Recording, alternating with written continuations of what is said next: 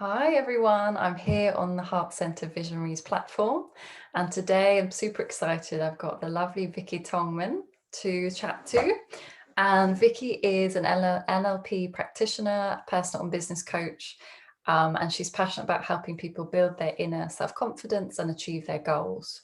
And I love that she's actually known by her friends as the Magic Mermaid. So I absolutely, it's brilliant with all your balloons behind right now. And she's also the author of Daphne and the Smiley Shells, which is a children's book to really help children build their confidence and positivity. So welcome. How are you doing? Yeah, I'm good, thank you. You can probably tell it was my birthday uh, on Wednesday, so yeah, feeling full of love and surrounded by loving energy and in a good place. So yeah, Cool. Yeah, and love thank that. you for inviting me on this show. You're welcome. So happy to have you. So, well, I'm just curious to start with, how did your friends come up with this name of Magic Mermaid? Because I know I know you quite well, and I know that you're into mermaids and things, but how did that start?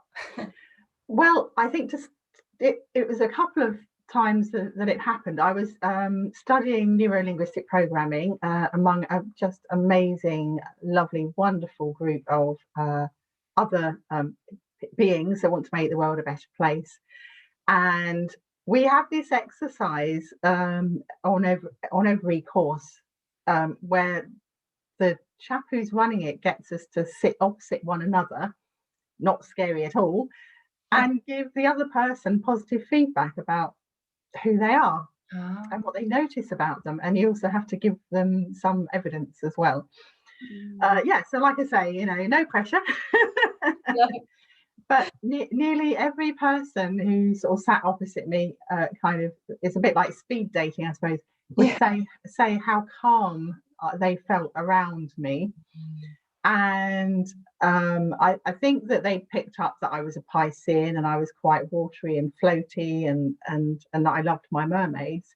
And one of the very seasoned coaches who'd come to learn more about NLP kind of said to me one day, "You shouldn't call yourself a coach, you should call yourself a magic mermaid, because you bring so much more into coaching than just NLP coaching." That's brilliant.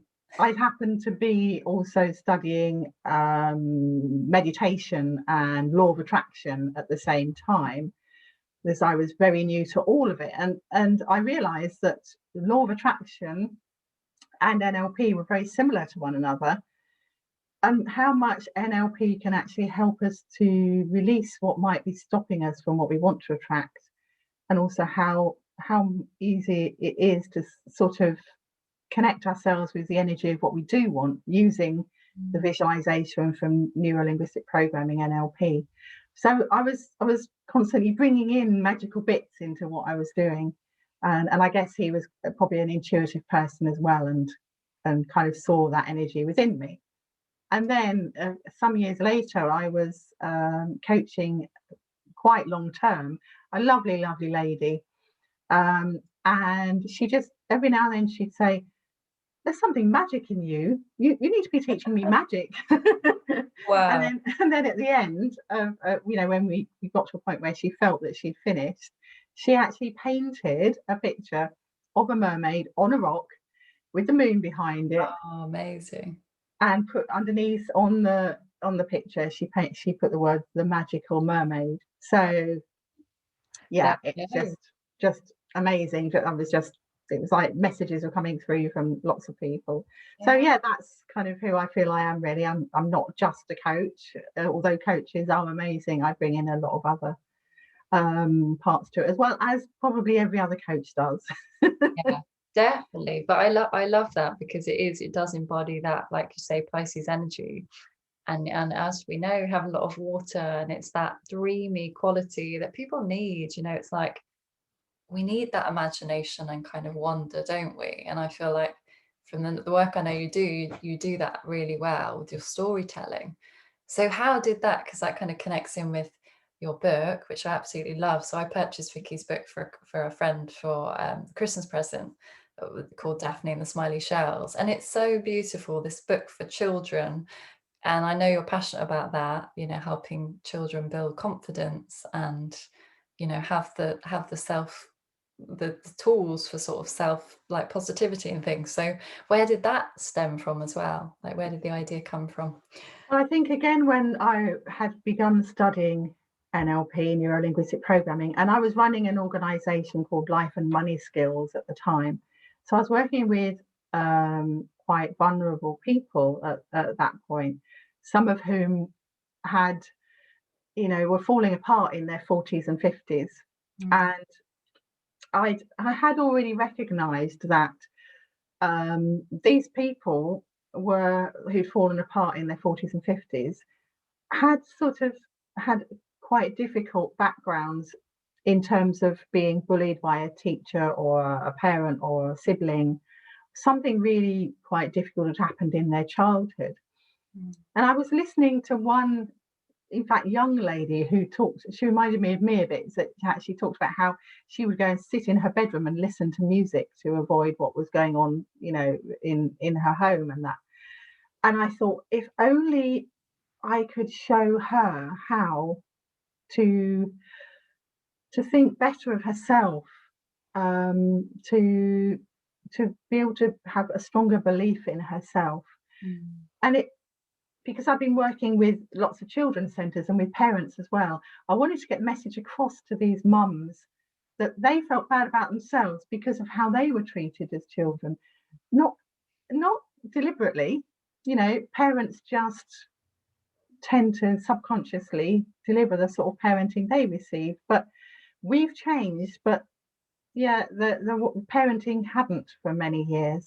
And so it was all about like behaving, you know, not doing this and not doing that, and being good enough for other people. And I wanted parents to have the tools to be able to encourage their child to be able to have their own sense of who they are.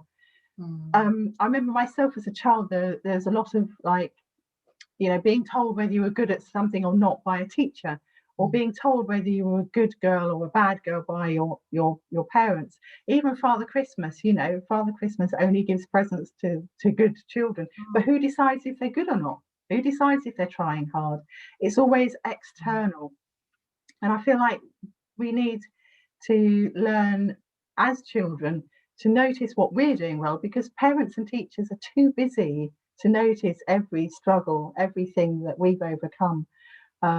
Then it's us that needs to know who we are and how hard we've tried or what we've done well. And because we know that children up to the age of 7 absorb everything like a sponge. The idea was for the book was to be aimed at younger children, because if we can get them in the habit of thinking well of themselves at a young age, that habit will be with them for life. And so instead of thinking, I wish I was 6 foot tall and had long legs like that model, hopefully they can learn to appreciate how their body works for them, or appreciate how they've been kind to someone, regardless of what grades they get in school. Appreciate what they have to offer the world. Wow, I love, it's such a powerful message. I love that, because it is true, like you said, we do absorb the things, no matter how perfect the parents were, they're always going to have something unconscious that they pass on. And I know, you know, I've got money blocks from my parents. It's no one's fault. It's just that awareness, isn't it, of the child. And I think children are so different, aren't they? And I remember, like, I wasn't academic. I was good at all the creative subjects, and it was kind of, you almost felt misunderstood if you weren't acknowledged at school. And that's really tricky. If you are quite quiet, if you are sensitive, you maybe just blend into the background and you kind of don't find your way. So I think having those tools is really powerful. And it's like, I guess the adults can use the tools as well, can't they? Like the in the story. That was the other thing. As a mum myself, I didn't have those tools I needed to say, you know, I am enough, or I'm okay, I'm as good as I am, you know, as I can be. So I spent most of my young parenthood, you know, thinking I wasn't good enough. If my child cried, that was my fault. You know, if If the washing up wasn't done, that was my fault. If there were toys all over the floor, you know, I felt judged, not just by myself, but those around me. So that kind of took me into a bit of a dark place for a while, to the point where I began to wonder whether actually they'd be better off with a different mum. And I have written a story about that, but I haven't published it yet or anything like that. So so I the other part of this book is meant to sneak under the subconscious of the adults, so that their inner child hears that they are good enough too. And there's the activity of putting shells in a jar, which I really hope that parents will do first, because children model their parents.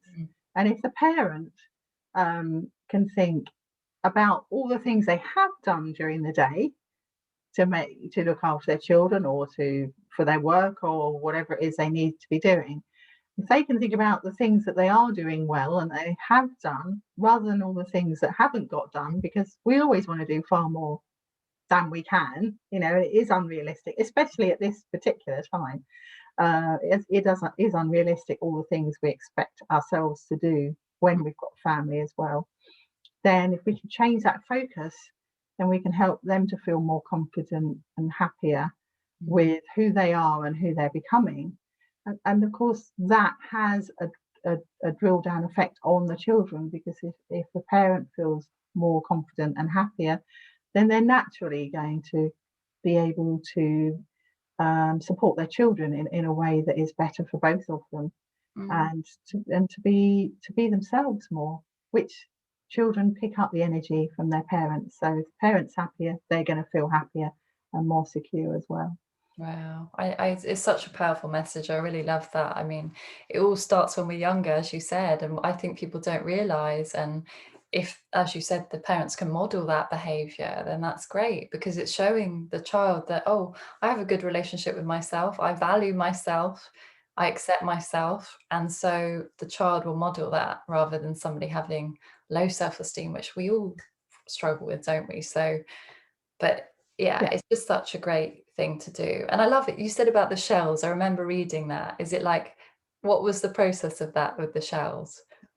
The process, well, it was with the life and money skills. I was teaching people to spread their money out in jam jars. So the theory is that if you think of your money as jam jars, and so, you know, back in the day it used to be done physically.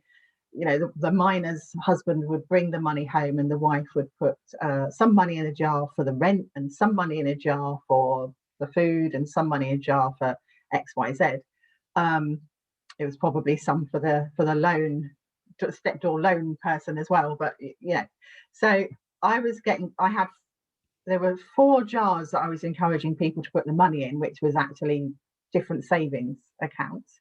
Okay. But in my diagram, I'd drawn a 5th jar, and I didn't know what that jar was. Interesting. And I don't remember who it was now, but I remember saying to a fellow coach type person, showing them this picture and going, but I don't know what this jar is. What's this? And in fact, yeah, somebody else had mentioned it previously, but I hadn't clicked what they were talking about. And they talked about an emotional piggy bank. So you have money piggy banks, and then they were saying, well, you also need an emotional piggy bank, whether that's people giving you compliments and things that helps to fill up your piggy bank, or whether you're doing it yourself. So that 5th jar became the jar for Daphne and the Smiley Shells. And actually, at the end of the courses that I used to do for the children's centres, especially, I would get us all to sit round in a circle, like as a part of the last session. And even though I didn't have the book, I would kind of try and tell them the story of this dolphin and this jar, and you know, how they could help their children through this story. And so it became part of the life and money skills, money, emotional piggy bank. That's great. And then yeah, as I wrote the story, I realized that we could have a physical piggy bank or a physical jar, and living by the sea, you know, I could pick some shells up, but maybe others could get pasta shells if they're not near the sea, or buttons, or pebbles, or, you know, whatever was right for them. But by having that thing build up in the jar, you begin to get a sense of more and more positive emotions building, going up in the jar, and being able to see some sort of expression of gratitude and self-worth building up in this jar. So yeah, that was the idea. Beautiful. I love that. It's the visual, isn't it? Because you're kind of training your brain. Oh, that's positive. And as you say, we put such unrealistic expectations on ourselves. I mean, no, I don't have a family or I don't have children, but like my to-do list is ridiculous. And I'm always going, okay, now this, you know, stop, Hannah, you're just overwhelming yourself. Whereas if you actually celebrate those little things you're doing, you're telling your brain, oh, okay, it's like that. It kind of releases endorphins, I guess, and It makes you does, feel yeah. good, you know. So I think it's dopamine in the brain. And the sneaky bit to that is in the story, Daphne comes to a point where she can't think of what to say next that she's happy about, but her bedroom's a bit messy. So in order to be able to put the next shell in the jar, she goes and tidies her bedroom up, so she's got something to be happy or grateful about. Oh, And you know, it's a bit sneaky because you know, if you want yeah, your kids to do something, you can yeah. set up, well, how about if you put your shoes in the wardrobe, then you can say you're happy you put your shoes in the wardrobe. Or you know, there's all sorts of ways of programming your children through this. That's really lovely. I mean, talk about shells. I literally can't go to the beach and not pick up a shell. No. I come back and with like shells have been there in my bag for weeks. I just so I'm attracted to shells.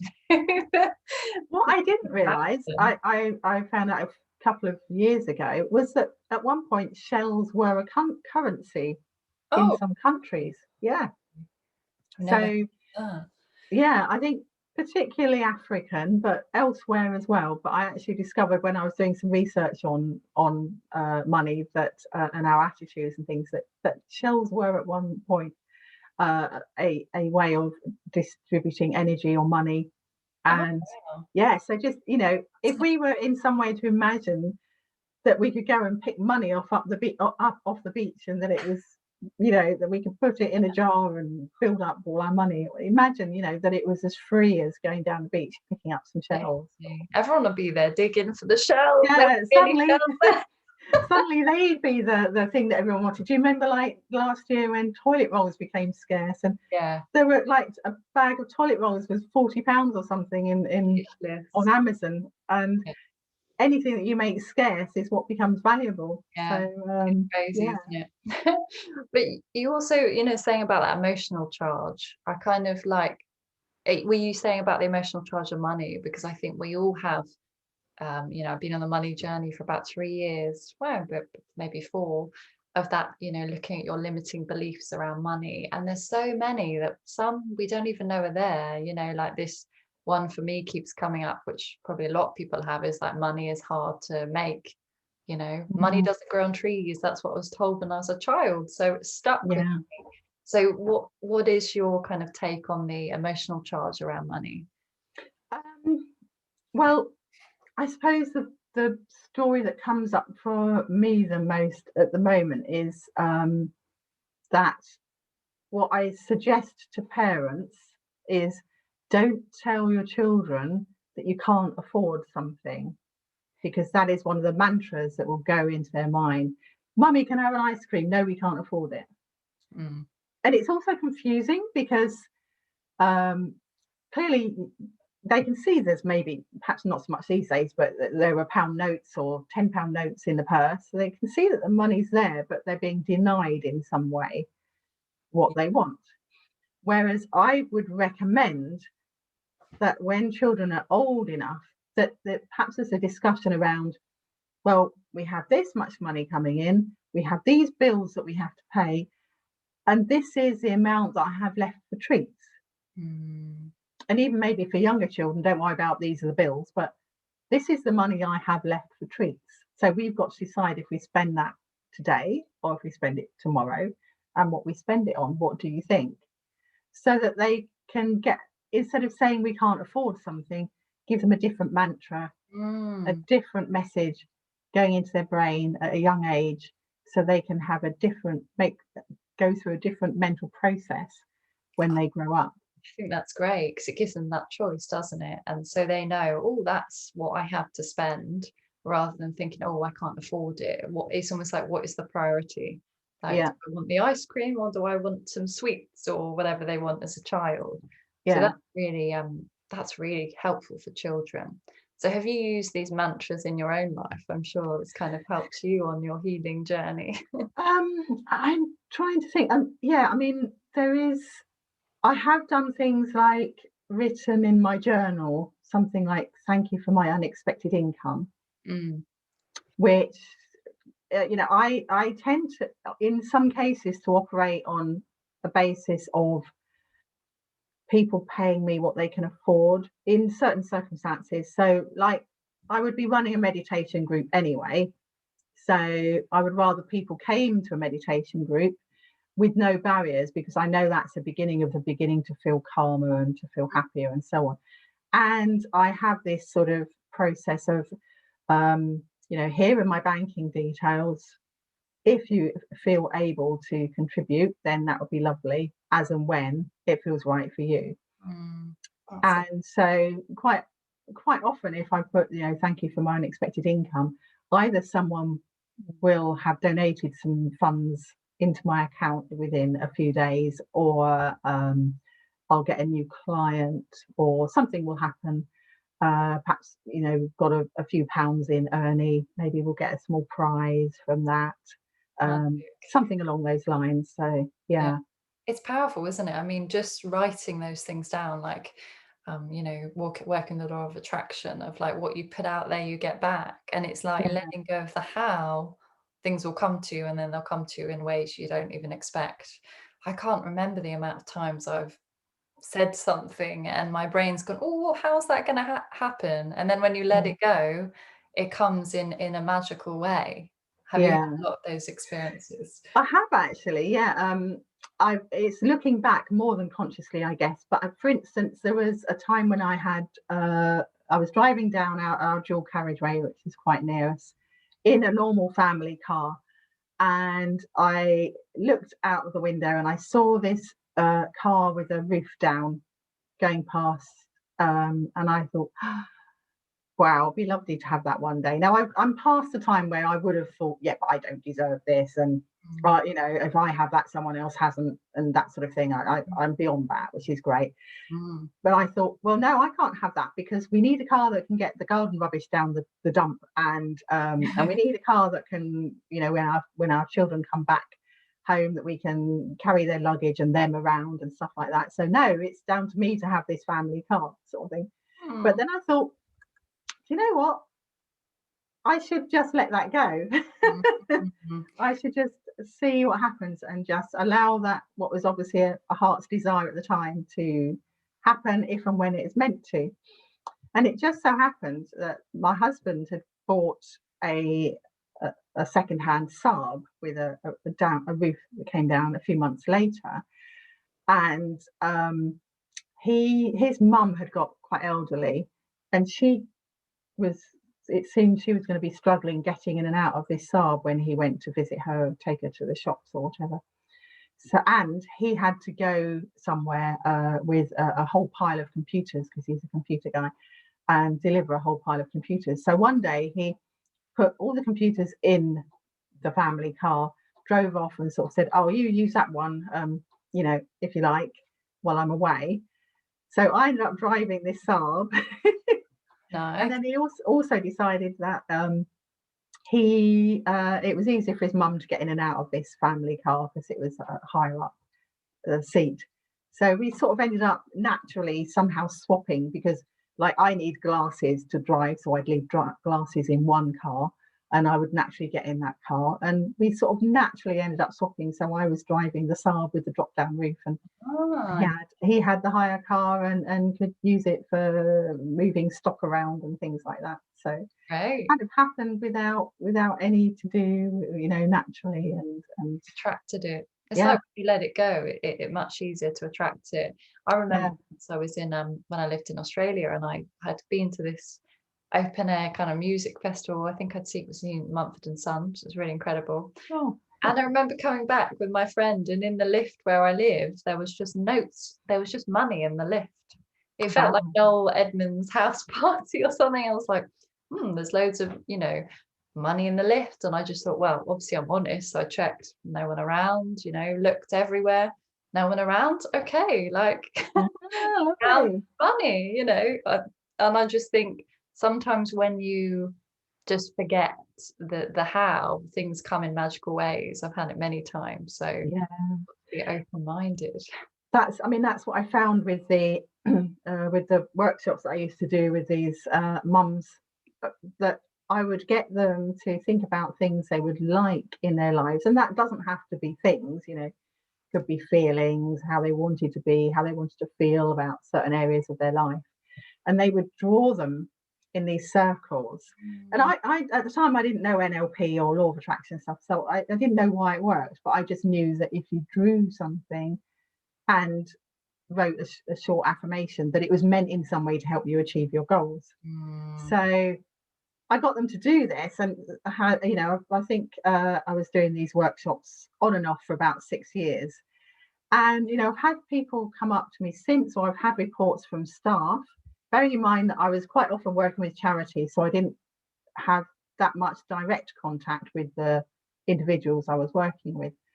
But one mum she'd said she was fed up with getting her 3 kids, and she was pregnant again, to school, having to go to 3 different buses to get them to different schools and stuff. And she'd really like a car. And so she drew her car. She hadn't even had driving lessons. And I remember saying at the time to the group, don't worry about how things are going to happen. Maybe you'll even be gifted what you want, So it turned out that she got gifted, because she was going to have a baby fairly soon. She got gifted sort of emergency driving lessons. Oh, wow. Intense driving lessons. And then once she passed her test, what had been estranged mum bought her a car so she could drive around to the different schools and not have to be on the bus with these 3 kids and so on. Amazing. Yeah. Which was amazing. Another one was a member of staff from the probation services. I did 2 workshops for them at different times, and the first one, I didn't see what she'd put on her goals, but the next time I went back to that particular group of staff and some new probation people, one of the members of staff said to me, the lady who was here before, she's not here anymore because she got the promotion she wanted. Wow. That she drew in, and she said all 6 things she put in this circle became true for her. So That's incredible. so I was like, wow, okay. Yeah. It's So just powerful, isn't it? just by starting off by knowing what you want and having some sort of picture that works with your subconscious, and a short affirmation works with the different parts of your psychology and helps you towards something. But of course, there are often things that we have to let go of in order for those things to get closer to us. But at least by having those pictures nearby, they're sort of working on our subconscious at some level and helping us, reminding us what our goals are and what we would like to be true. Definitely. And somebody came up to me in a library one day, hadn't seen for years, and I was doing a reading of the book, and she said, 6 months after I did your course, the man of my dreams walked into my life. Wow. Look, Magic Mermaid in action. Yeah. Oh, it's incredible. It's so great to hear, and the fact that you help them do that, and it just feels so good when you can help positively change people's lives in that way. So That's it. I just, being able to help people who are struggling for whatever reason, not their fault, but they're struggling. That's another thing I learned, was that so many people fall on hard times through no fault of their own. To be able to help them to change, even to have hope. Just having hope makes such a difference in someone's life. Life might not be great at the moment, but with hope, you can look forward and sense that there's something better coming, which is so important. Yeah, definitely. It's beautiful. And I'm curious, I know a little bit about your background, but what was it that led you on this healing path? Was it that kind of struggle that you found in yourself that led you to kind of want to help other people? Yeah, I think when we get to a certain age and we start thinking about what's our purpose Mm. in life, like maybe the children are grown up a bit, or we haven't taken that particular path, and we begin to think, what is it that I'm meant to be here for? Mm. And one of the ways you're meant to be able to work that out is by looking back at your own life and what did you learn, what did you suffer, what did you learn, and how can you help others, because that experience, it shouldn't be wasted. It's like there to help us to teach others how to overcome. So for myself, I found when I was born that this is where the money thing comes in. I think that sadly my parents lost some money which they'd saved for myself and my twin sister to be born, and they lost the money that was meant to be keeping us safe, and we ended up with no home, and Gosh. they ended up taking us to my maternal grandparents, Mm. and them being us being left with them for a while. It was meant to be temporary. It tended to go, Mm. they found jobs, but it didn't quite work out, and they'd have to give us back to my grandparents, etc. And a counsellor who I went to eventually, when I got, realised that things weren't working for me, she said, "You had a Victorian upbringing. Mm. Gosh. It was all like, children should be seen and not heard. Sit quietly, don't be bouncy, don't be this, don't be that." That I have worked through this. I've done a lot of work on this. There was a point where they got so frustrated with us that we weren't going to sleep on very light evenings, that they got a little garden cane out. God. Um, and and there was a point with a teacher as well where we went to a new school, and they were separating us as twins for lunch, Mm. and we just moved back with my parents as well, and so there was a lot of new stuff going on. And yeah, she got frustrated one day because I would burst into tears every day wanting my nan's lunch. It was like Oh. the first big school, and we hadn't had to sit and have lunch. Plus I was separated from my sister, and yeah, she slapped me on the leg, and I kind of went and yeah, I it wasn't until I did an NLP exercise during a training session years later that this all these tears came out, and what I wanted to be my nan, and luckily with the tools that we have, we can. Yeah. I was able to imagine being back with my nan and her hugging me and all the rest of it, and this lovely coach that I was working with. I'm sure she was sending me Reiki because I felt like the sun was shining on my back at the same time. No. I had an awful fear of anyone with authority, Mm. that I would do something wrong, that I would say something wrong. I had to be perfect. When I was in senior school, I walked around with these really tight pigtails, and my shirt button was done up, even though we didn't have to wear a tie. Mm. And I never ever just once gave in my homework late, and that was because I was revising for an exam, because I Yeah. was so, like, had to be perfect and not get it wrong, and all of that. Gosh, So that's um, challenging.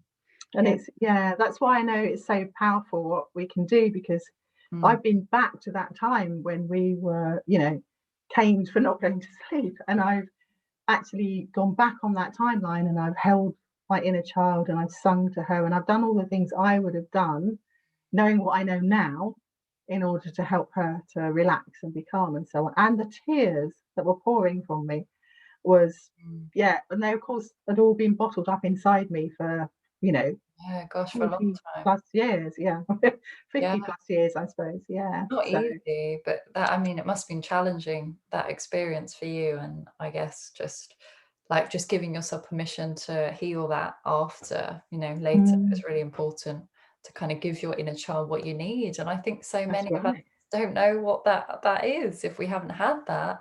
And even people from good families kind of still struggle with the the inner child. And I know that's something you're really passionate about, and how we've connected on the creative part is, for me, creativity is like my inner child needs to be creative because it's where I feel safe and it's where I can let those emotions out. And I think we all need to find those tools, as you say, if it's like NLP or if it's drawing or running or something, to just release our stress and our emotions. So that is really important. And Absolutely. yeah. Yeah.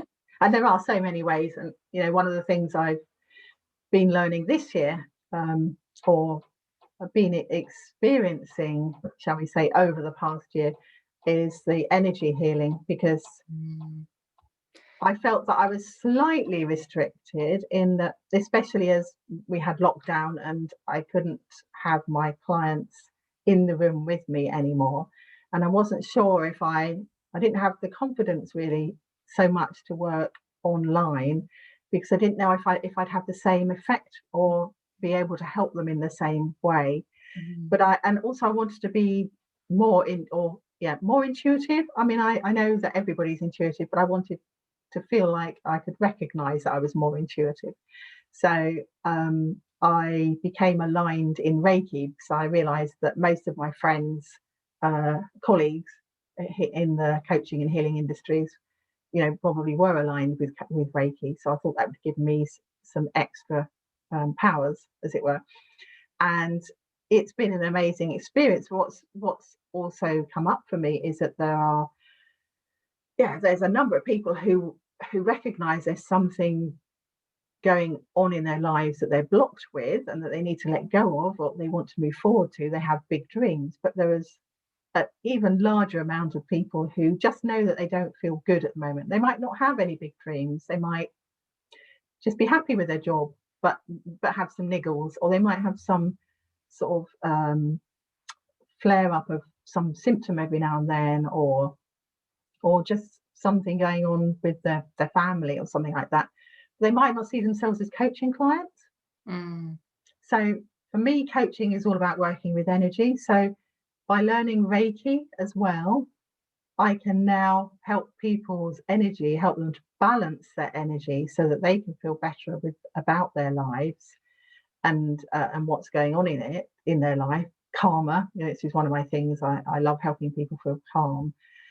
They don't have to have some big dream. They don't have to be a business person, or even if they are, there may be some areas that their mind is not willing to go back to work on.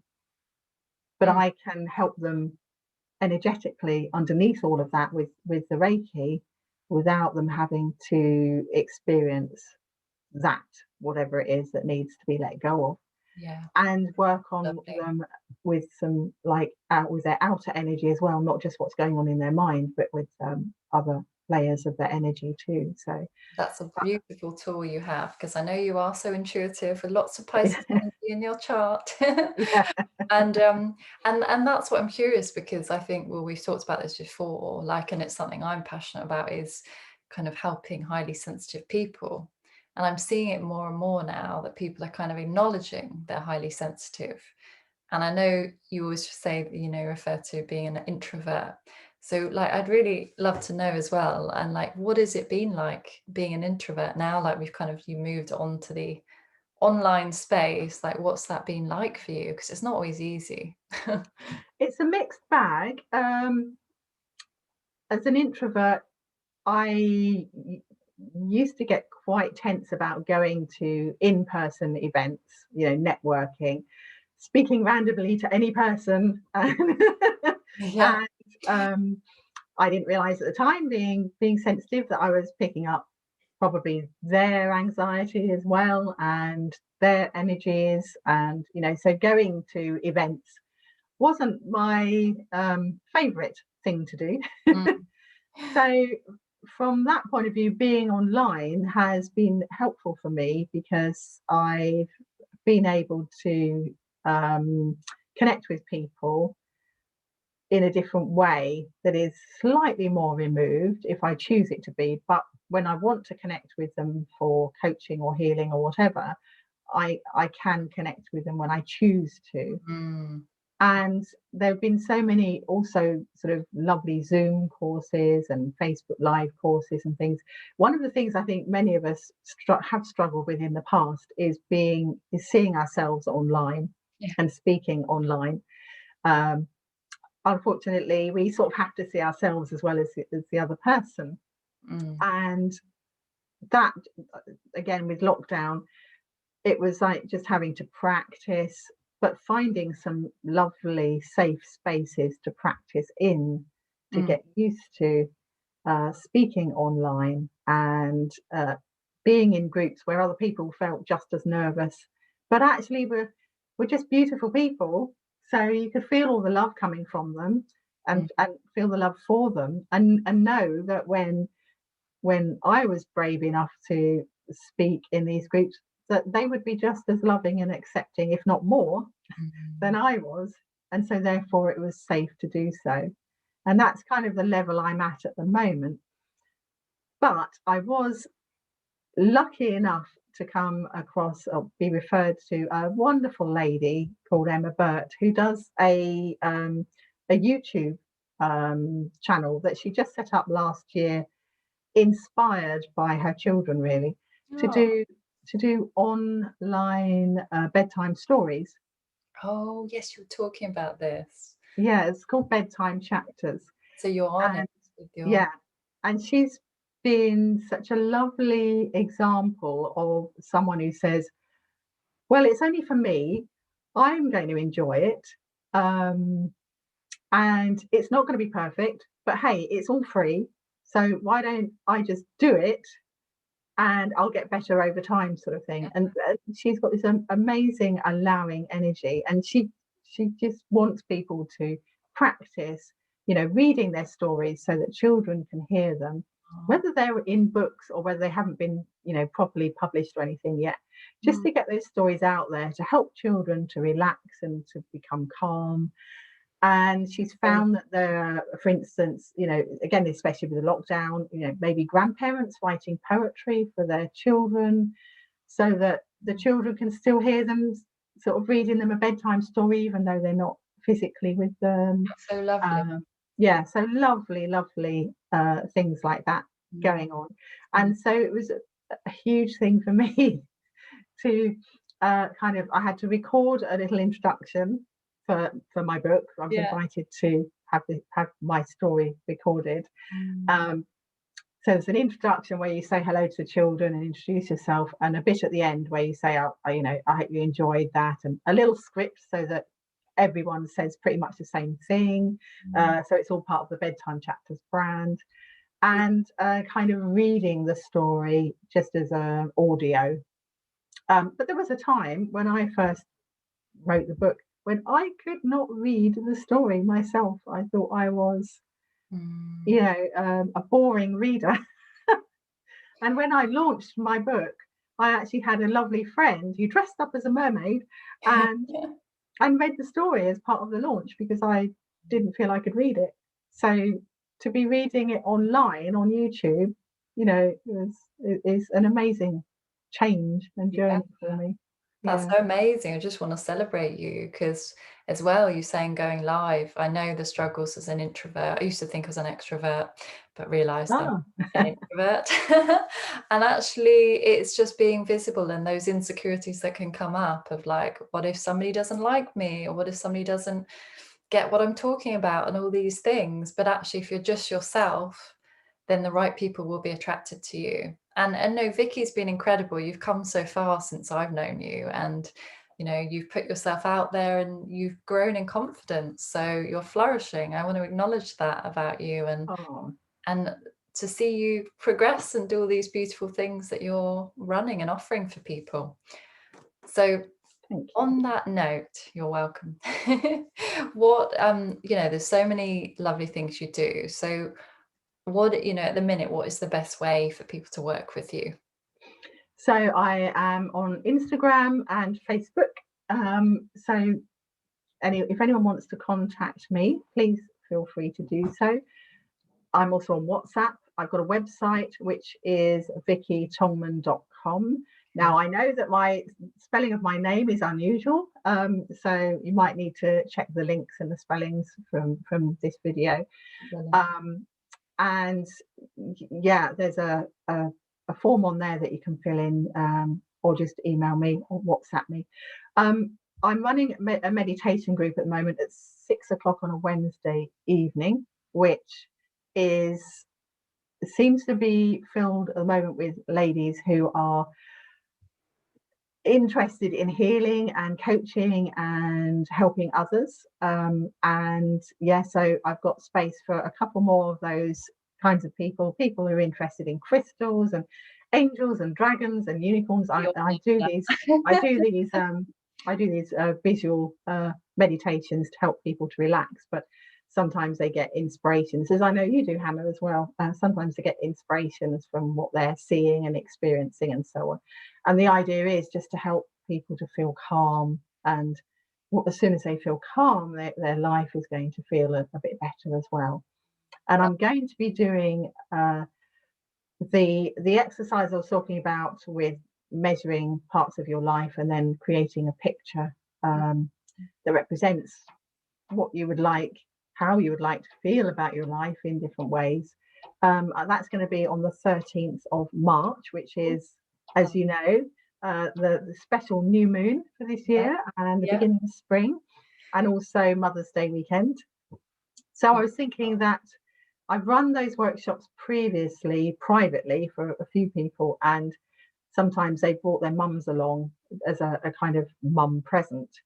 So, or daughters, depending on who's found me first, whether the mum brings a daughter or the daughter brings a mum. So I was thinking that was quite a nice thing potentially to do on Zoom with their mums, especially if they're not going to see them at the weekend. Yeah, that sounds magic. Or other spiritual people are welcome along as well. So yeah, no, that sounds fun. I'll put all the links for people to access that. And it's just been a joy to chat to you and hear you share your story and your wisdom.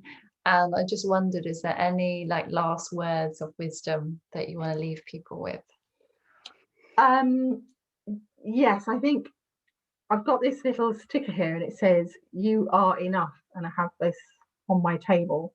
And so I guess my main message is that whatever's going on in your life, actually, you're here for a reason. You have a unique part to play in this world.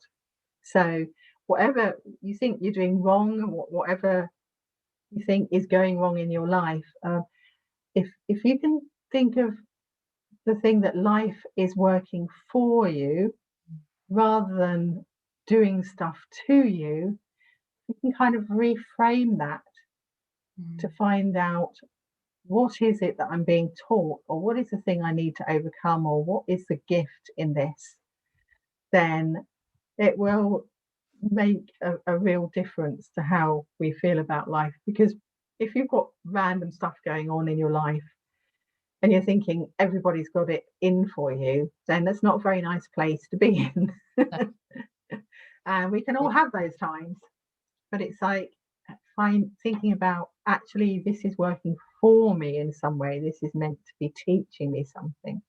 This is part of my soul journey. It might, for those in distress, it might sound a bit silly, but I would say just try it on. Just try it on and see if it helps or not. And if it doesn't, try something else. But know that there is hope out there. If you're open to teachers, whether that's from free courses or free videos or free material to start with because you're in difficult times, if you're open to information, that information will come to you in some way. And there will always be earth angels. There will always be people that are willing to help just by saying just the right sentence at the right time. That's been my experience. As soon as I was open to learning more, really random things happened to me. I'd win someone wise from a raffle or something. And life will show up for us if we're willing to allow it to do so. So yeah, I think that's my message. Wow. Know you're enough and know that life is looking out for you. It's not it's not throwing things at you, it's looking out for you. Beautiful. It's a really powerful message. Thank you. So beautiful. And it's true. It's like when the student is ready, the teacher will appear. So Yeah. it's Yeah. so true. Thank Yeah. you for sharing your wisdom. And, you know, there's so many things I deeply resonate with in what you share and the work you do. So it's incredible. And honestly, people look at Vicky's workshops, because she has an amazing imagination, and the visuals she's going to guide you through are just going to fulfill your inner child. So do check out Vicky's work. Highly recommend it. And yeah, thank you for being here and sharing everything with us today. Thank you. Thank you, Vicky.